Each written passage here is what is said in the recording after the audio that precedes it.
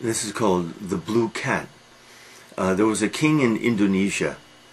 This king was the king of an island, probably. Anyway, and he loved cats. He loved all cats, but his favorite cat was a white cat. And he kept this cat on his lap as often as possible. This cat had a ruby collar, and the cat had green and yellow eyes. One night, the king had a dream, and the dream was that a cat would appear and make him very happy, and then the cat would disappear, and terrible things would happen. And this cat was blue. He asked a fortune teller the next day, "What does this mean?" "It means we have to find a blue cat, and you will be happy. People will bring gifts to you. The land will be happy. We will have peace and happiness." This fortune teller was playing a trick, the story says, though it's not very clear what the trick was. But the king took this fortune teller's words literally and sent out the order, "Find a blue cat for the king. And whoever finds a blue cat for the king, that person can marry the princess, my daughter, and have half the kingdom, be king over half the kingdom." Well, the word scattered among his people.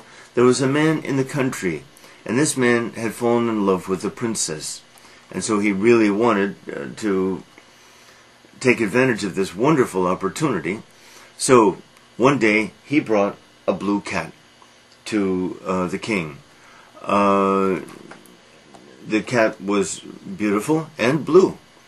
The other courtiers, the people around the king in the court, looked at each other and said, "That cat looks very familiar. Same size as the white cat, same eyes." But the king didn't notice. The king was very happy, and the cat lay on his lap, and people brought him gifts. Everyone in the kingdom was happy. The king was very happy, and so the young man married his daughter and received half of the kingdom. Now, then one day the cat seemed to disappear. Everyone looked everywhere for the cat.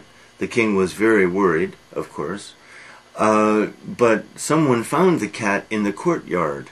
The cat had fallen into a tub of water that had some soap in it, and some of the blue dye, D-Y-E, because of course that's what it was, had fallen off, had rubbed off.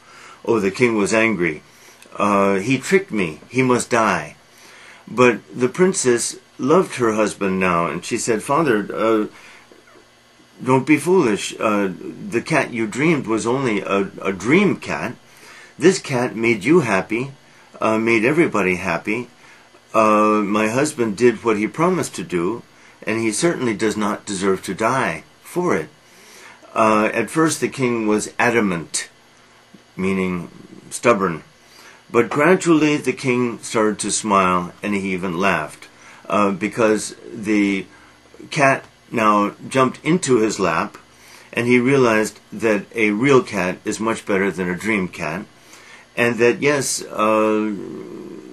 he had been tricked, is true, but the trick had made him happy, and other people happy too.